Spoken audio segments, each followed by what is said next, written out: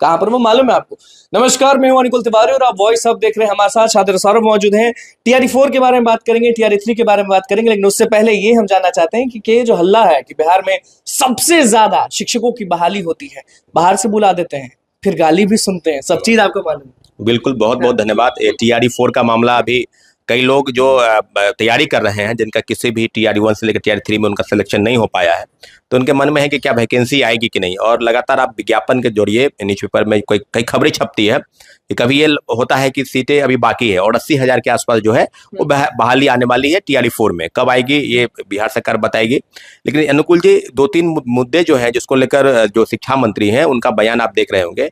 अभी डोमिसाइल की चर्चा बहुत हो रही है। हाँ, डोमिसाइल अचानक होने लगी चर्चा। हाँ, अचानक। जेडीयू में है शिक्षा मंत्री, फिर भी चर्चा हो रही है। हाँ, यही हम कहना चाहते हैं। डोमिसाइल की चर्चा ये नहीं कर रहे हैं, ये भी कर रहे हैं गाहे बगाए, लेकिन इससे ज्यादा तेजस्वी यादव कर रहे हैं कि डोमिसाइल। तेजस्वी यादव जो हटवाए थे, हाँ, वही तेजस्वी यादव जो उस समय में उप मुख्यमंत्री थे और टीआरई 1 की जो वैकेंसी आई थी, तो उस समय इन लोगों को लग रहा होगा, इनके दिमाग में लग रहा होगा, हमको तेजस्वी यादव जी से भी उतना ही प्रेम है जितना मुख्यमंत्री जी से है, क्योंकि दोनों बिहार के ही हैं और दोनों के पीछे एक बहुत बड़ी जिम्मेवारी है कि आज न कल कोई न कोई इस प्रदेश का मुख्यमंत्री रहा है, कोई उप मुख्यमंत्री रहा है। भविष्य के गर्त में सवाल है कि हो सके कोई मुख्यमंत्री बन जाए, हो सके कोई क्या बन जाए। लेकिन इतना जरूर है कि जब डोमिसाइल नीति लागू करने की बात थी, आपको याद होगा कि उसके पहले डोमिसाइल नीति लागू था कि बिहार के लोगों को ही नौकरी मिलेगी और जो टेक्निकल फॉल्ट है जिसमें 10% या 15% वो आरक्षण का लाभ किसी दूसरे स्टेट के लोगों को मिलेगा और पूरी आंकड़ा जो है 80 से 85% नौकरी बिहार के लोगों को मिलेगी।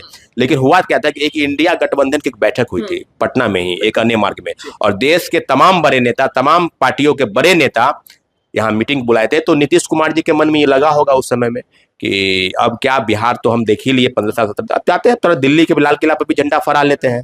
तो तेजस्वी यादव को लगा कि हाँ ये तो ठीक है, चाचा को तो ऊपर भेज देते हैं, आप भतीजा जो है यहाँ सेट कर जाएगा।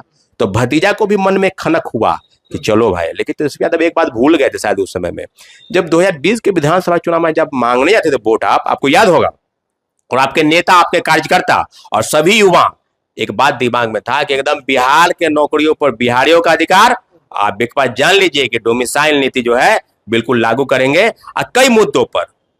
तो तेजस्वी यादव शायद भूल गए थे उस समय कि हमने क्या वादा किया, और इसी वादा के चलते राज्य की सबसे बड़ी पार्टी 80 विधायक आपके जीत के आए थे चुनाव में। लेकिन ये बात उस समय में ये बात को गौन कर दिए और ये बात जो है मुख्यमंत्री जी के हाँ में हाँ मिलाकर और उन्होंने डोमिसाइल नीति को पारित कर दिया कि बिहार के लोगों को नौकरी अब न के बराबर मिलेगी, किसी दूसरे राज्य के लोग आ जाए यहाँ नौकरी करने के लिए। आए भी, आपने डाटा देख लीजिए ना भाई, 17,000 महिलाओं को नौकरी मिला, जिसमें से 10,152 किसी दूसरे स्टेट की महिला है। आंकड़ा 35% आरक्षण का आंकड़ा नहीं था, वो 53% आरक्षण, और कहीं कहीं तो 70% आरक्षण पार कर गया। 4% आरक्षण दिव्यांग कोटि को मिलना चाहिए, बिहार के लोगों को एक भी नौकरी नहीं मिली। आप देख लीजिए ना, सब लोग अभी आंदोलन करने के लिए तैयार हैं। तो यही हम कह रहे हैं कि ये जो टीआरई 1 का सीट बचाकर फिर टीआरई 2 में ले जाना है, टीआरई 2 का सीट बचा लेकर टीआरई 3 में ले जाना है, फिर टीआरई, ये कह रहे हैं कितनी वैकेंसी निकले टीआरई 3 में। अगर आप ये बात छेड़ रहे हैं तो टीआरई 4 में कितनी वैकेंसी है इस बार? ये तो कह रहे हैं, फिर वही बात कर दी है, 80,000 बता रहे हैं। टीआरई 3 वाला सीट जो है बाकी रह गया है। आपने मिनिमम कट ऑफ को पार किया नहीं, मल्टीपल रिजल्ट देके बाकी सीट बचा लिया। अब एक लोग 4 जगह पास है, ज्वाइन एक जगह की है, 3 को खाली रखती है। तो यही हम कह रहे हैं कि ये जो फॉर्मूला आप अपनाए हैं टीआरई 1 से, उसी का तो नतीजा है। अच्छा, शिक्षा मंत्री क्यों नहीं बोलते हैं सदन में? जब भी सदन चलता है तो सदन में क्यों नहीं बोलते हैं ये अभ्यर्थियों के बारे में, अभ्यर्थियों के हित में, सप्लीमेंट्री रिजल्ट्स के बारे में, डोमिसाइल के बारे में क्यों नहीं कहते? देखिए, डोमिसाइल नीति लागू करने का प्रयास इस बार से हो रहा है। हम लोग ये चाहते थे, हम लोग शुरू से चाहते थे कि जब आप पूरा पिटारा खोले नौकरी का, तो बिहार के लोग को तो मिला नहीं। आज आप क्यों डोमिसाइल नीति की बात करने लगे? इसीलिए बात करने लगे 2025 चुनाव, क्योंकि आपको लग रहा है कि ये जो डोमिसाइल नीति का हम लोग, फिर वही बात है, जो सत्ता में होते हैं वो गौन मराते हैं। तेजस्वी यादव अब देखिए, अब सत्ता में है नहीं, अब डोमिसाइल नीति का राग अलाप रहे हैं, जब सत्ता में आ जाएंगे तो फिर चुप्पी मार लेंगे। लेकिन इस बार तो जरूरी है ना डोमिसाइल नीति लागू करवाना, क्योंकि 2025 में अगर किसी को मुख्यमंत्री बनना है तो डोमिसाइल तो लागू करवाना। तो आप वोट लीजिएगा बिहार के लोगों से, तमाम जिलों के कार्यकर्ता के। दुश्मन तो है नहीं बिहार के, बाहर में दुश्मनी तो है। दुश्मनी का कोई सवाल कहाँ, हम ये थोड़ी बोल रहे हैं कि आप उत्तर प्रदेश के लोगों को नौकरी नहीं दीजिए। सब लोग अपने हैं, 10% पूरे, हाँ सब लोग अपने हैं। लेकिन किसी दूसरे राज्य में आप जाइएगा तो वहां भी डाटा मोटा मोटी 10%, 15% है। कई राज्यों में तो 100% डोमिसाइल है। आप किसी राज्य को उतारेंगे, सैकड़ों उदाहरण है आपको जो इसमें है कि व्यापक तौर पर धांधली प्रक्रिया, फर्जी डोमिसाइल, सीटेट फर्जी, एसटीटी फर्जी, फर्जी दिव्यांग बनाकर लोग बहाल हैं। और उनको हटाने के नाम पर जब आप सवाल करेंगे तो हट भी जा रहे हैं वो। लेकिन उनके जगह पर नए लोग तो नहीं आ रहे हैं। पूरक परिणाम तो आप जारी नहीं किए। 2773 लोग का टीआरई 1 में जारी किया, उसके बाद तो आप कुछ नहीं मतलब जारी ये कह रहे हैं ना कि टीआरई 3 में जो सीट्स बचा है उसी को टीआरई 4 में भजा रहे हैं, नया सीट्स कुछ नहीं। नया देखिए, ये 80,000 बता रहे हैं, लेकिन अभी भी अगर आप आंकड़ा देखेंगे तो 35,000 से 40,000 पद अभी खाली है टीआरई 3 में, लगभग आधा से ज्यादा। और आप जो है फिर उसी को जोड़ दिए, तो फिर वही हम कह रहे हैं कि आप प्रक्रिया को सही ढंग से अगर करते तो आज नौबत नहीं आती है। गर्दनी बाग में लोग बैठे हुए हैं, उनका भी 1.5-2 महीना उनका भी हो नहीं जा रहा है, और फिर वो भी लोग भी प्रोटेस्ट करते हैं। अभी नियुक्ति पत्र बंट रहा था 9 मार्च को, उसमें सब लोग गए थे वहां पर, जहां मुख्यमंत्री जी चिट्ठी बांट रहे थे, गए थे ना, बाहर में खड़े थे, बड़े बड़े तख्ती लेकर और दिखाने का प्रयास कर रहे थे कि साहब गलती मेरा नहीं है, जो प्रक्रिया आपने अपनाया शिक्षा विभाग और बीपीएससी ने, उसी गलती प्रक्रिया के अंदर हम छटनी में चले आए हैं। हम लोग यही चाहते हैं कि बिहार सरकार की डोमिसाइल नीति लागू करे।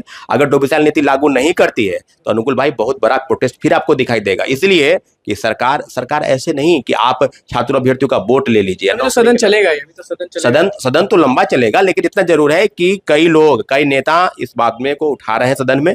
एक मामला बीपीएससी का नहीं है, सिर्फ डोमिसाइल नीति को लेकर, रेलवे वाला भी है, सब चीज। हाँ, पूरी तरीके से जो बिहार सरकार के तहत जो भी नीति आती है उसमें परिवर्तन करने की जरूरत है। डोमिसाइल नीति बहुत बड़ा मुद्दा था जिसको कुचला गया अभ्यर्थियों के हक के लिए। अब हम लोग मांग करते हैं कि आप डोमिसाइल नीति को लागू कीजिए, क्योंकि बिहार के नौकरियों पर बिहारियों का हक है, और किसी दूसरे स्टेट के लोगों को भी एक आरक्षण के दायरे के तहत उनको नौकरी देना है। लेकिन इतना जरूर है कि डोमिसाइल नीति हम लोग चाहते हैं कि टीआरई 4 में लागू हो, और जितनी भी नौकरी आने वाले समय में बिहार सरकार देने जा रही है उसमें डोमिसाइल नीति के तहत उनको आरक्षण का लाभ मिले। लेकिन इतना जरूर है कि व्यापक तौर पर फर्जी प्रक्रिया जो इस राज्य में शिक्षक बहाली के माध्यम से हुई है उसको रोक लगाने की जरूरत थी, लेकिन इन लोगों के हाथ से मामला बहुत दूर तक चला गया है।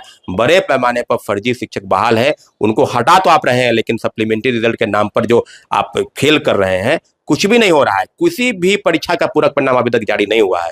इसलिए हम चाहते हैं कि टीआरई 3 में भी जो लोग गर्दनी बाग में बैठे हैं उनके हक के लिए पूरक परिणाम जारी कीजिए, और टीआरई 4 की तब प्रक्रिया में जाइए तो बेहतर होगा। देखिए, छात्र सारों हमारे साथ मौजूद थे, टीआरई 3 के सप्लीमेंट्री रिजल्ट्स के बारे में बोले हैं, और टीआरई 4 में किस तरह